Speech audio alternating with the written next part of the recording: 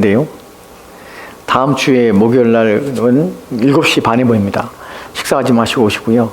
오셔서 같이 음식을 같이 면 삶는 거 같이 삶으시고 같이 또 무도 가시고 그래서 같이 저녁을 맛있게 드실 수 있도록 그랬으면 좋겠습니다. 그래서 다음 주에는 그렇게 할 테니까 여러분들 그렇게 하시고 식사 꼭 하지 마시고 오십시오. 그래서 맛있게 저녁 함께 드시고 교제했으면 좋겠습니다. 이거 다 녹화되는 거예요? 자, 오늘 우리가 읽는 우리가 마지막 하이델베르그 마지막 내용들을 살펴볼 건데 오늘 27문, 28문, 29문을 살펴볼 거예요. 이 27문은 지난주에 우리가 살펴봤던 내용입니다. 좀 더 보강할 내용이 있어서 다시 한번 살펴볼 것이에요. 오늘 여러분에게 말씀드린 내용은 시험에 대해서 전반적인 시험에 성경이 말하고 있는 시험에 대해서 전반적인 정리를 여러분에게 좀 해드리려고 합니다. 시험의 내용들을 하나하나 살펴보는 게 정말 중요한데 그걸 다 오늘 기회가 있으면 제가 그것을 하나씩 다 정리해서 여러분 설명을 드릴게요. 근데 오늘은 우리가 시간 관계에서 다 할 수 없고 중요한 내용들만 뽑아서 핵심만 정리를 좀 해드리려고 합니다. 우리가 지난 시간에 살펴봤을 때 127문에서 6번째 항구는 무엇입니까? 라고 질문해서 우리가 6번째 항구는 우리를 시험에 들게 하지 마옵시고 다만 하게 수고하옵소서라는 청원이었음을 우리가 알게 되었어요. 이 청원에 대한 답변을 보면 우리 자신으로는 너무나 연약하여서 우리는 한순간도 스스로 설 수 없습니다. 그리고 우리의 불구대천의 원수인 마귀와 세상과 우리의 육신은 끊임없이 우리를 공격하나이다. 그러므로 주의 성령의 힘으로 우리를 친히 붙드시고 강하게 하셔서 우리가 이 영적 전쟁에서 패하여 거꾸로 지지 않고 마침내 완전한 승리를 얻을 때까지 우리의 원수에 대해 항상 굳세게 대항하게 하시옵소서라는 청원이라는 내용을 살펴봤어요. 여기에는 두 가지 내용이 있다고 그랬죠. 우리의 연약함, 한수가 스스로 없다는 사실을 우리가 아는 것이고요. 그래서 우리는 어떻게 해요? 우리 원수인 사단에 대해서 우리가 그 영적인 전쟁터에 있음을 기억하고 그리고 성령의 힘으로 우리를 붙들어 달라는 것이에요. 그래서 우리가 쓰러지지 않고 넘어지지 않고 굳세게 대항하게 해달라고 이것이 6번째 청원의 내용이었어요. 여기서 이제 시험이라는 것을 우리가 생각해 봅니다. 우리 시험에 들지 말게 없어서라는 것에서 시험이 무엇인가 하는 부분을 좀 더 살펴볼게요. 시험에서 우리가 성경에서 말하는 부분이 예수님께서 말씀하셨다고 그랬어요. 시험에 대해서 우리 생각할 때 가장 기본이 되는 본문이 어디냐면 마태복음 26장 41절 말씀이에요. 좀 볼까요? 같이 봅시다. 시작. 시험에 들지 않게 깨어 기도하라. 마음에는 원이로되 육신이 약하다 하시고. 아멘. 이 말씀 언제 하시냐면 겟세마네 동산에서 예수님이 기도하실 때에 제자들에게 돌아왔더니 3명의 제자들에게 돌아왔더니 얘들이 자고 있어요. 그래서 예수님께 다시 말씀합니다. 시험에 들지 않게 깨어서 기도하라. 라는 말씀이에요. 이 말이 무슨 의미인가? 이것을 성경 전체를 통해서 이 말의 의미가 무엇인가? 어떻게 하면 시험에 든다는 것이 무슨 의미고, 또 시험을 어떻게 이기며, 또 시험에 들지 않기 위해서 우리가 해야 될 일이 무엇인가 하는 부분에 대하여 오늘 좀 여러분에게 좀 특별한 말씀을 좀 드리려고 합니다. 첫 번째 우리가 살펴볼 것은 이 시험이란 단어가 어떤 구조를 가지고 있는지 살펴보는 것이에요. 시험의 헬라어에서 시험이라는 단어는 페이라라는 단어가 어근입니다. 어근이라면 이것이 뿌리예요. 이 단어가 페이라. 이 단어인데 이것이 이제 페이라스모스 그리고 페이라조라는 단어로 변형이 돼요. 그래서 이것이 각자 시험이라는 단어를 사용할 때 쓰여지는 것이에요. 이 단어의 뜻은 무엇이냐면 문맥에 따라서 테스트가 됩니다. 그리고 이것을 트라이얼, 시험, 시련이라고 성경에 번역이 돼요. 고통이 될 수 있죠. 근데 또 하나는 이것이 번역되는 것이 템테이션이에요. 유혹으로, 유혹하다라는 것이에요. 우리가 일반적으로 생각할 때 시험이라고 할 때 시험에는 테스트와 템테이션이 있어서 테스트 가운데는 이것은 시련으로서 우리가 고통을 주고 괴로움을 주고 또 어려움을 주기도 합니다. 그러나 이것은 우리가 일반적으로 생각할 때 시험이라는 것은 특별하게 성경에서는 시험과 그러니까 테스트와 템테이션이 구분되는 것처럼 생각해요. 그래서 시험이라는 것은 테스트라는 것은 하나님께 우리가 복을 주시기 위해서 우리의 신앙을 연단하고 단련하기 위해서 주시는 것, 복된 일이라고 해서 시험이라고 생각하고요. 그것을 테스트라고 생각하고 시험이라고 번역되는 템테이션이라고 번역되는 이 시험은 유혹이라고 그래서 이것은 우리를 미혹하는 사단이 주는 것처럼 생각합니다. 그러니까 우리는 이 단어를 두 개의 의미로 생각하는 경향이 있지요. 그런데 사실은 존 오웬의 책에 보면은 이 두 개를 구분하진 않아요. 무엇이냐면 왜냐하면 이거 한 단어이기 때문에 그래요. 같은 문장에서 같은 의미로서 이 단어가 사용돼요. 근데 의미가 달라지게 사용돼요. 페이라모스라는 단어를 좀 추적해 보면 어디에 나오냐면 야고보서 1장 2절 말씀은 이렇게 기록되어 있어요. 야고보서 1장 2절 말씀 같이 읽을까요? 시작. 내 형제들아 너희가 여러 가지 시험을 당하거든 온전히 기쁘게 여기라. 만약에 여기서 이 단어가 템테이션으로, 이 단어는 페이라모스예요. 근데 이 단어가 유혹으로 번역된다면 너희가 유혹을 당할 때 기뻐해라. 사단이 너희 유혹하는데 기뻐해라. 온전히 기쁘게 여기라. 말이 안 돼요. 근데 여기서는 우리가 이 단어를 번역할 때 어떻게 번역하면 트라이얼 번역합니다. 시련이라고 해요. 시험을 당할 때, 시련을 당하거든 온전히 기쁘게 여기라. 고난에 대한 얘기를 지금 야고보가 하고 있는 것이, 너희가 인생 중에서 어떤 위험을 만나고 어려움을 만나고 그것 때문에 네가 괴롭거나 힘들거나 또한 고통스러운 상황이 있을 때 너희는 그것을 온전히 기쁘게 하라. 왜냐하면 이런 시련은, 트라이얼은 너희를 복되게 하기 때문이다 라는 것이에요. 근데 이 단어가 똑같은 이 단어가 페이라스모스가 이것이 또다시 어디에 등장하냐면 야고보서 1장 13절 말씀에 또다시 등장해요. 같이 한번 읽읍시다. 시작. 사람이 시험을 받을 때에 내가 하나님께 시험을 받는다 하지 말지니 하나님은 악에게 시험을 받지도 아니하고 친히 아무도 시험하지 아니하니라. 아멘. 여기서 또다시 같은 페이라라는 단어 속의 단어에 어근을 하고 있는 또 단어가 또 등장합니다. 여기서 또다시 시험이라는 단어가 나오는데 여기서 시험은 트라이얼이 아니에요. 테스트가 아니에요. 뭐라고 번역되면 템테이션으로 번역돼요. 유혹으로 번역돼요. 하나님은 사람을 시험하지 않아요. 누구에게 시험 당하지도 안 하고.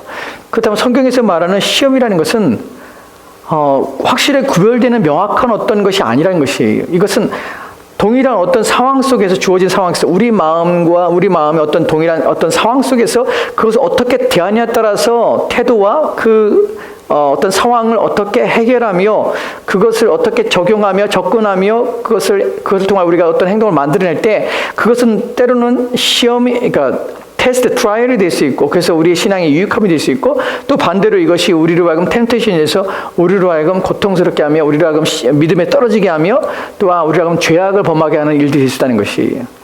중요한 것은 시험이라는, 성경에서 이 페라라는 단어가 가지고 있는 것은 상황 속에서 우리의 접근 방식이고 우리가 어떻게 대하는 방식에 따라 달라진 것이, 이것은 시험이야, 이거 테스트야, 이것은 유혹이야 라고 구분하지 못한다는 것이에요. 문제는 뭐냐면 우리가 어떻게 해야 되냐는 것이에요. 이 부분에 대해서 시험에 대한 정의를 좀 말씀드릴게요. 시험에 대한 정의를 보면 제가 읽어드릴 테니까 천천히 생각해 보세요. 좀 말이 어려울 수 있습니다. 객관적이고 중립적인 표현으로, 이 말은 무슨 말이냐면 이것은 테스트고 이것은 템테이션이야 라고 하실 때가 아니에요. 이것은 객관적 중립적이라는 것이에요. 이 페이라라는 단어가 사용할 때 이 시험이라는 단어는 표현으로 이것이 죄와 결부되어 개인의 삶에 적용될 때에 이것이 템테이션이 되는 것이에요. 그러니까 이것은 똑같은 상황이에요. 그러니까 우리는 어떤 상황이냐면 항상 이것이 중립적인 상황들이 우리 가운데 놓여요. 일들이 놓여요. 근데 그것을 우리가 어떻게 대하느냐에 따라서, 그것을 어떻게 취급하고 그것을 어떻게 적용하느냐에 따라서 이것은 템테이션이 돼서 우리를 죄악에 빠지게 하거나, 이것은 트라이얼이거나 또는 이것은 테스트가 되어서 우리의 신앙을 성장시키며 우리의 믿음을 지키게 하는 방향으로, 우리에게 유익이 되는 방향으로 갈 수 있다는 것이, 즉 문제는 우리 자신의 태도예요. 우리 자신의 마음 상태고. 그 다음 볼게요. 여기서 시험을 받는 신자는, 자기 시험을 받아요. 이 시험이 놓여 있어요. 중립적인 것이 놓여 있어요. 받는 자는 자기 마음 안에 있는 것들을, 자기 마음을 환경과 연관 속에서 드러내고, 그러니까 자기 마음과 닥쳐오는 상황들, 환경과 연관 속에서 그것이 부딪히고 그것이 관계를 맺고 실행되는 과정 속에서 드러내고 나타내고 또 작용함으로써 시련을 이기기도 하고요. 그래서 시련을 이겨요. 그것을 이겨내서 우리 믿음의 증진을 시키고 시험에 떨어져서 악에 빠져나가는 것이, 이거 성경이 말하는 시험의 의미예요. 우리가 자꾸 이것은 시험이고 이것은 우리의 시련이야 라고 구분할 수가 없다는 것이, 이것은 우리의 마음의 자세와 태도요, 환경과 상황 속에서 우리가 만들어내는, 그래서 이것을 우리의 시련으로 우리의 신앙의 유익을 삼거나 우리가 죄악을 범할 수 있는, 죄악에 빠질 수 있는 일이 된다는 것이에요. 그래서 이 시험에 대해서 다음 내용을 보면 이 시험이 왜 우리 가운데 송화의 길에 반드시 있게 되는 이유에 대해서 설명을 좀 드리려고 합니다. 이것은 근데 우리가 피할 수가 없어요. 우리는 시련을 안 당하고 살 수 없는가? 우리는 유혹을 안 당하고 살 수 있는가? 하는 부분에서는 절대 그렇지 못해요. 왜 그러냐면, 같이 읽어볼까요? 천천히 같이 읽읍시다. 시작. 시험이 없었더라면 발견할 수 없었을 자기 자신의 연약함과 부패성, 그리고 하나님 앞에서의 자신의 불안정한 상태를 오히려 이 시험을 통해 발견하게 되므로 이 시험 또한 인간이 하나님을 의존하여 살아가야 할 존재임을 일깨우는 기능을 합니다. 왜 시험을 우리 가운데 허락하고 왜 시험이 우리 가운데 있는가? 트라이얼이나 템테이션이나 유혹이라든지 아니면 시련은 이것이 왜 우리 인생에서 우리의 생활길에서 끊임없이 우리 가운데 있을 수밖에 없냐면 우리는 늘상 그런 것들을 그런 가운데 있어요. 왜 그렇게 되냐면 두 가지 목적이 있습니다. 하나는 무엇이냐면 시험이 없었다면 발견할 수 없는 것. 시험이 있기 때문에 뭘 발견하게 되냐면 자신의 연약함들, 불패성 그리고 하나님 앞에 자신의 불완전한 상태를 오히려 이 시험을 통해서 발견하게 되는 것이 내가 얼마나 약한지를 발견하게 되는 것이에요. 내가 이것 통하여서 내가 이렇게 쓰러질 수밖에 없고 이것이 죄악을 행할 수밖에 없습니다 하는 것을 끊임없이 자기가 자각하게 돼요. 그러니까 신자는 이것 때문에 자꾸만 자기 자신에 대하여 고민하게 되는 것이 왜 내가 이렇게 죄를 짓지? 왜 내가 하나님 앞에 온전하지 못하지? 라는 것을 끊임없이 알게 돼요. 그래서 어떻게 돼요? 자기 자신을 발견해서 자기 자신의 연약함을 이해하며 깨닫게 되는 것이에요. 하나님께서 왜 우리 가운데 이런 시련을 자꾸만 주시냐면 또한 템테이션 유혹이 우리 가운데 놓이게 하냐면 그걸 통해서 우리는 무엇을 발견하게 되면 나는 내 자신을 결코 믿을 수 없는 자라는 사실을 우리가 확인하게 되는 것이 목사님 나는 정말 예수 믿고 나서 이런 것도 없었으면 좋겠습니다. 유혹 없었으면 좋겠습니다. 어떤 시련이나 고통이 없었으면 좋겠습니다. 나는 정말 가만히 있어도 예수 잘 믿겠는데 이런 것 때문에 내가 예수를 못 믿겠습니다 라고 하지만 사실은 이것 때문에 우리는 예수를 믿게 돼요. 이것 때문에 더 믿음이 생기게 돼요. 왜냐하면 우리 연약함 때문에 누구를 의지하게 돼요. 그 다음에 나오는 것처럼 그래서 어떻게 해요? 우리는 전적으로 하나님을 의존할 수밖에 없다는 사실을 확인하게 되는 것이에요. 우리 자신을 일깨우는 것이에요. 이해가 되세요? 그냥 주시는 것이 아니에요. 저와 여러분의 신앙의 증진을 위하여 우리 자신이 이제 그리스도 예수밖에 없다는 사실을 확인하기 위해서 그래요. 여러분 우리가 여지껏 배워왔듯이 저와 여러분이 고백하다시피 여러분 예수를 믿는다는 것은 우리가 구원을 얻는 이유, 중생을 얻는 이유 때문에만 예수님이 필요한 것이 아니에요. 우리가 중생을 얻은 이후에 그리스도는 더욱더 필요해요. 무엇 때문에요? 우리의 신앙을 지키고 우리의 믿음을 지키기 위해서 그래요. 우리는 그분 없이는 한순간도 설 수가 없는 것이에요. 그래서 어떻게 알아요? 어떻게 하냐면 시험 때문에 아는 것이에요. 어떻게 알아요? 이 시험을 통해서 우리가 자꾸만 쓰러지는 내 모습을 보거든요. 안 그러고 싶은데 죄를 짓는 내 모습을 보거든요. 하나님 앞에 더 거룩하고 싶은데 거룩하지 못한 내 모습을 발견하게 되거든요. 그러니까 어떻게 해요? 하나님 죽겠습니다라는 고백을 하는 것이에요. 하나님 나는 도대체 뭐죠? 라는 고백을 하는 것이에요. 도대체 내가 어떻게 되겠습니까? 나는 왜 이 모양 이 꼴입니까? 나는 내 신앙은 왜 안 자랍니까? 나는 절규를 우리가 할 수밖에 없는 것이에요. 자, 여러분 그런 절규하는 것이 여러분이 비참한 것이 아니에요. 여러분 마음에 하나님 나는 뭐지요? 왜 나는 이렇게 신앙이 안 자랍니까? 라는 의문이나 또는 나는 정말 믿음으로 살고 싶은데 안 되네요. 라는 고민이나 이런 것들은 여러분이 믿음이 없기 때문이 아니라 믿음이 있기 때문에 그런 고민을 하게 되는 것이에요. 왜냐하면 그 고민은 여러분이 살아있다는 증거거든요. 하나님을 바라보며 하나님 뜻대로 살고 싶다는 의지가 여러분 안에 있기 때문에 그래요. 그래서 이 일이 발생하는 것입니다. 그렇다면 원인을 좀 봅시다. 이제 시험이 우리 가운데 드는 원인에 대해서 좀 살펴보려고 해요. 신자가 시험에 들게 되는 원인과 이유가 있는데요. 이 원인과 이유를 보면 여기는 객관적 요인과 주관적 요인 두 가지가 있어요. 근데 객관적 요인과 주관적 요인은 한꺼번에 나와요. 같이 천천히 저 하얀 글씨만 같이 읽어볼까요? 같이 읽겠습니다. 시작. 인간 안에 있는 정욕이나 부패성이 사단의 선동이나 마음의 간청함으로 영혼과 마음의 혼란 속에서 일어난다. 마음이에요. 오타입니다. 객관적인 요인과 주관적인 요인 두 가지가 있는데 하나는 뭐냐면 내 자신이에요. 내 안에 있는 정욕 그리고 부패성. 이것이 어떻게 일어나냐면 사단의 선동이나 마음의 간청함으로 사단이 우리의 죄성과 연결해서 우리의 죄를 충동질하고 자극시켜요. 그래서 나로 하여금 시험에 빠지게 되는 것이에요. 유혹에 빠지게 되는 것이에요. 그래서 그 일을 막 저지르는 것이 하나님이 기뻐하지 않는 일들을 행하는 것이에요. 그리고 하나님이 기뻐하시는 일들에서 멈칫하는 것이에요. 더 하나님을 사랑하는 일들, 하나님을 원하시는 것들, 하나님 바라시는 것들에 대해서 내 마음을 확 이끌지 않아요. 그리고 그것에 대해서 내가 한 발을 빼고 있는 내 자신을 발견하게 되고 오히려 하나님께서 행하시는 그 일에 대하여 또 하나님께서 금하시는 그 일에 대하여 내 자신이 막 행하거나 또는 행해야 될 그 일은 내가 행하지 않는 이 두 가지 율법에 범하는 일들을 우리가 종종 한다는 것이 누구 때문에요? 내 자신 때문에. 그리고 외부에서는요, 사단이 내 자신 안에서 내 마음을 충동질해서 그 일을 일으킵니다. 그래서 내 영혼과 또 마음의 혼란에서 일어난다.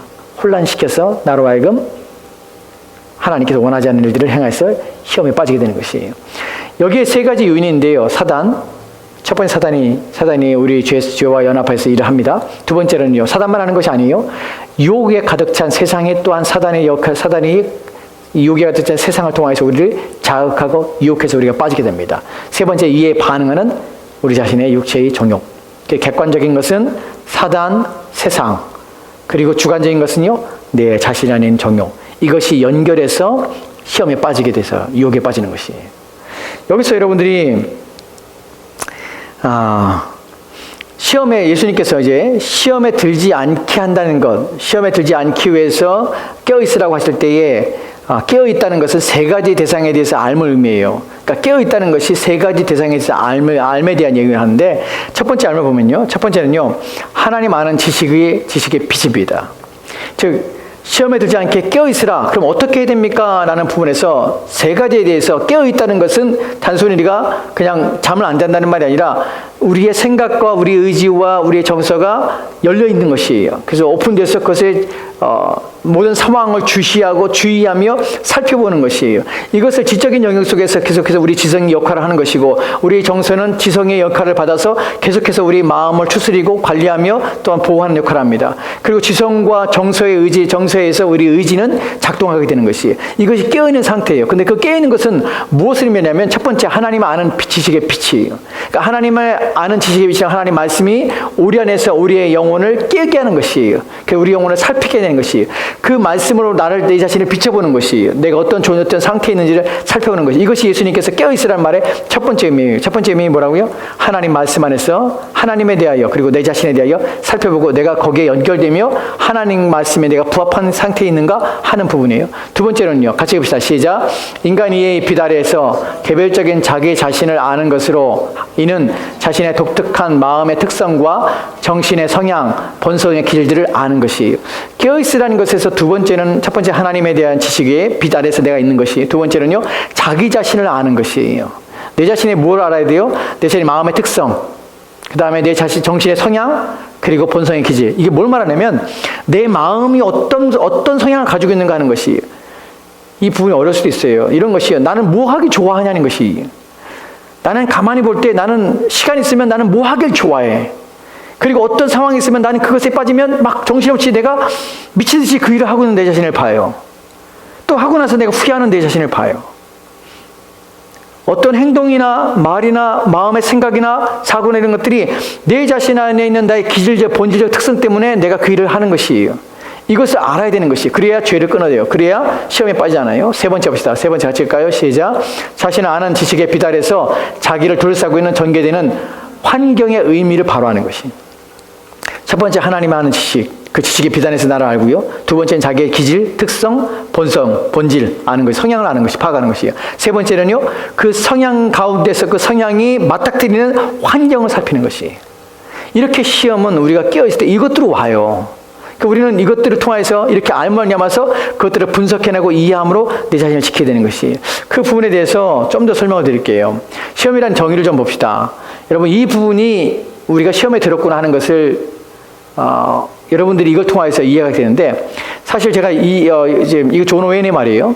근데 시험이란 이런 것이에요 라고 말하는데, 여러분, 시험이라 할 때 사람들이 생각할 때 시험 들었다 하는 것은 삐진다는 것이 아니에요. 저희 말씀드렸죠. 삐지는 것이 아니에요. 시험 들었을 때 영적 게으름 자체가 시험이라고 생각하지 마세요. 또 영적으로 내가 해야 될 일을 하지 않는 것 그 자체가 시험이 아니에요. 시험이라는 것은 그것 이상이에요. 사실 성경이 시험이 무엇이냐고 말할 때 이것 딱 보면요, 난 시험 들었네, 난 항상 시험관에 있구나 라는 생각을 하게 돼요. 왜 그럴까요? 한번 읽어봅시다. 시험이란, 시작. 하나님께 온전히 순종하게 적합하지 않거나 모자라는 상태로 항상 마음의 상태는 하나님의 말씀에 순종하여 따르고자 하는 의지와 결심으로 가득하여 마치 물이 담긴 항아리에 구멍이 생겼을 때에 즉시 물이 쏟아지듯이 하나님을 향한 사랑과 순종으로 충만해야 하는 것입니다. 시험에 안 든 상태가 무엇이냐? 그 상태는, 우리의 마음의 상태는 하나님의 말씀에 순종하며 따르고자 하는 의지와 결심으로 가득한 상태예요. 이것이 뭐냐면, 어떤 의미냐면, 하나님이 계신 하나님 보좌에서 이루어진 일들이에요. 하나님의 보좌에 앉아 계시고 천사들이, 스랍들이 하나님 보좌 앞에서 수종들고 있어요. 이사야 보면.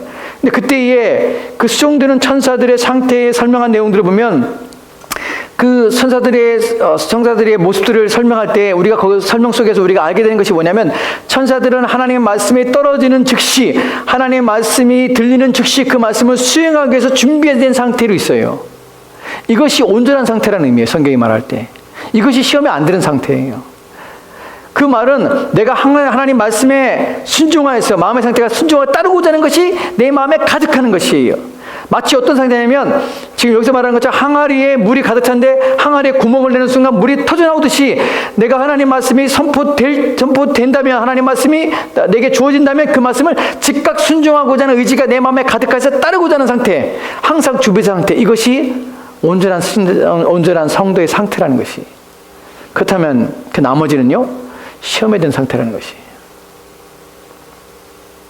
그래서 하나님의 말씀, 하나님께 온전히 순종하기에 적합하지 않거나 모자라는 상태, 이것이 시험에 들은 것이.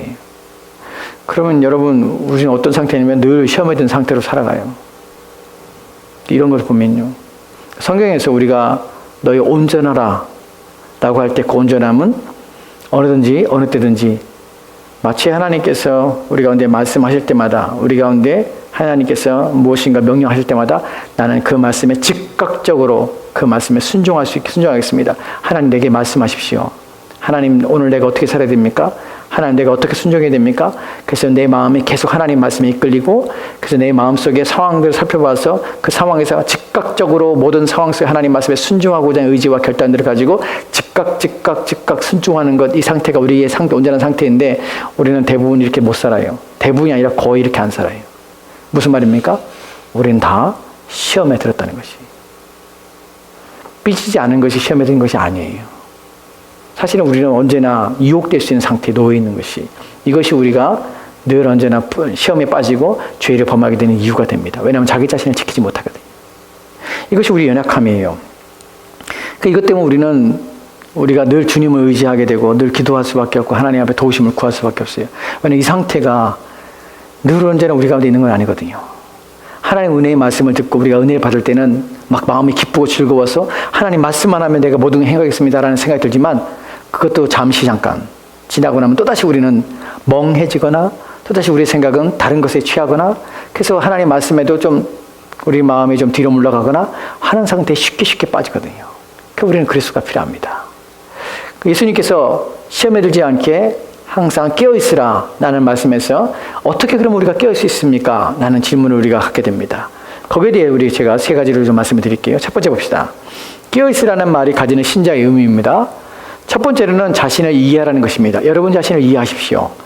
같이 읽읍시다. 시작. 자기 자신의 마음의 틀, 즉 사고와 생각을 만들어내고 있는 기본적인 마음의 바탕으로 경향성을 가지고 한쪽으로 치우치게 되는데, 신자는 육신이 기울지 않고 성령에 기울어 영적인 경향성을 갖도록 노력해야 한다.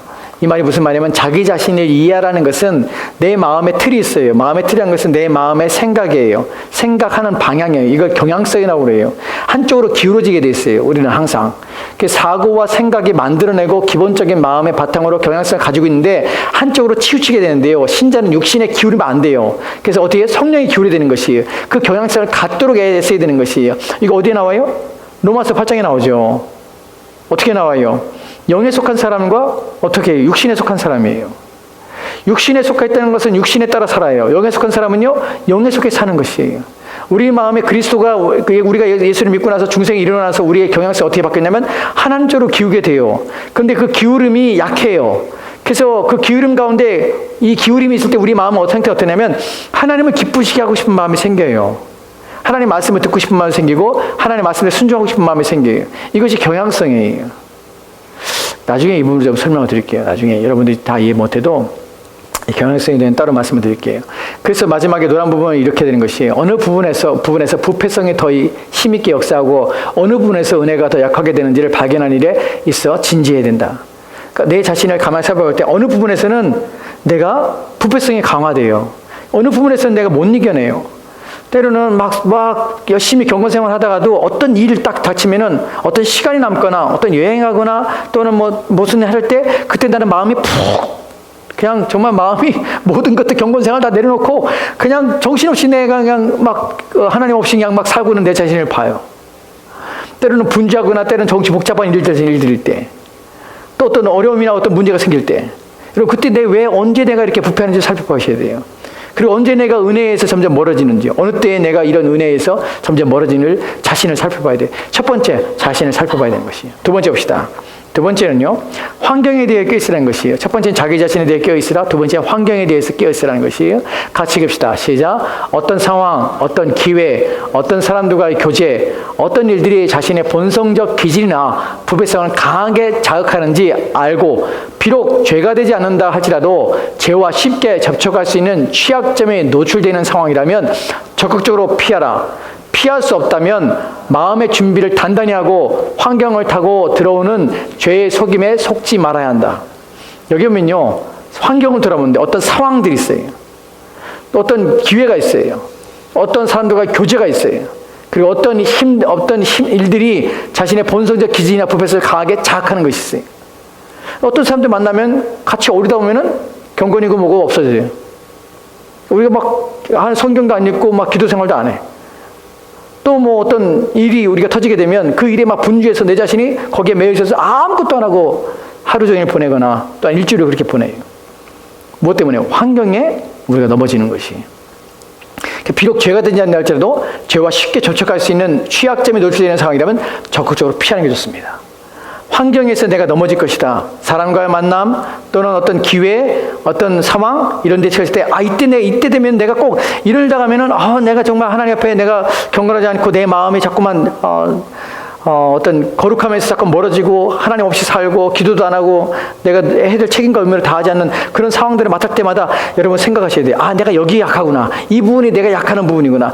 이런 사람들과 어울리면 내가 좋지 않구나 하는 부분에서 내가 과감히 피해야 되는 것이, 그 자신을 지켜야 되는 것이에요. 만약에 피할 수 없다면 마음을 단단히 잡고 내가 그러지 않으려고 애를 써야 되는 것이에요. 세 번째 봅시다. 세 번째요, 복음으로 무장해야 합니다. 첫 번째 뭐예요? 자기 자신을 알고요. 두 번째는요, 환경에 대해서 알고요. 세 번째는 복음으로 무장해야 돼요. 같이 써서 읽읍시다. 같이 읽겠습니다. 시작. 모든 시험은 최초 단계에서 가장 물리치기 쉬우니 욕에 빠지는 시험에서 처음으로 일어나는 정욕을 유의하고요. 그것에 대해 철저히 미워하는 마음을 유지하라. 같이 읽까요? 잊지 말라.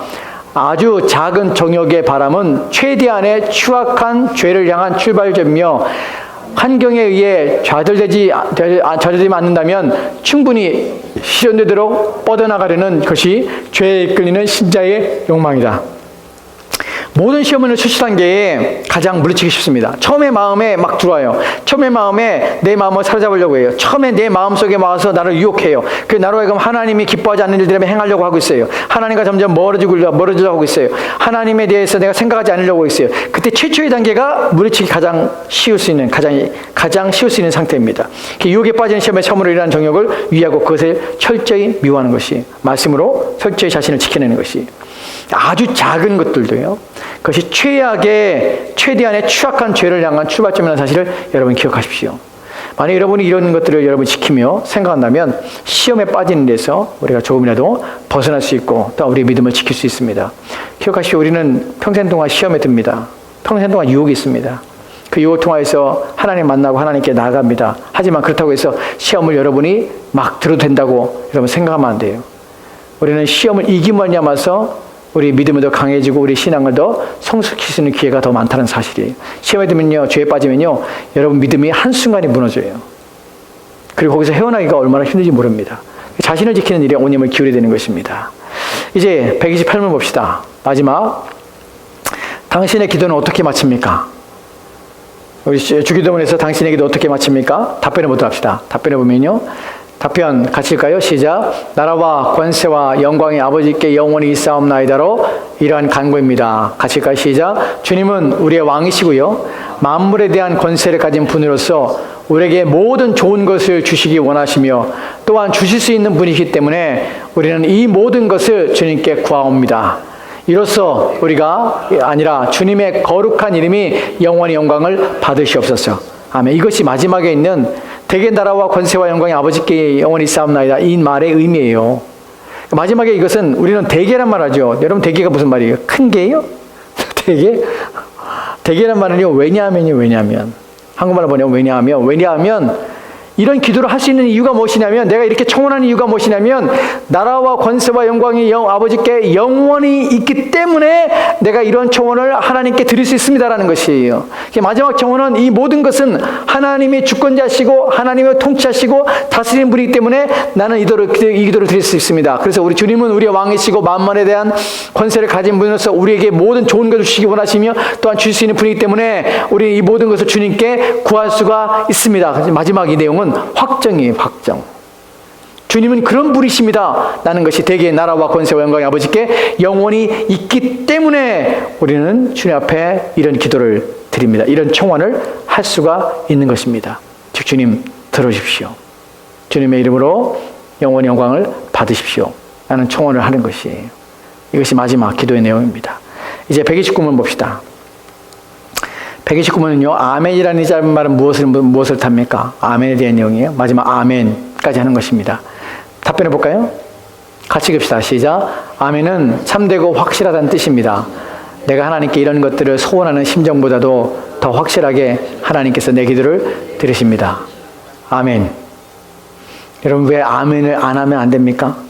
왜냐하면 이 아멘 속에는 하나님께 내 이런 것들을 소원하는 심정보다도, 내가 하나님께 하는 심정보다도 더 확실하게 하나님께서 내 기도를 들으실 것을 믿기 때문에 우리는 확실합니다. 하나님은 확실히 우리의 기도를 들으실 것입니다. 라는 의미에서 우리는 아멘라고 하나님께 고백하는 것입니다.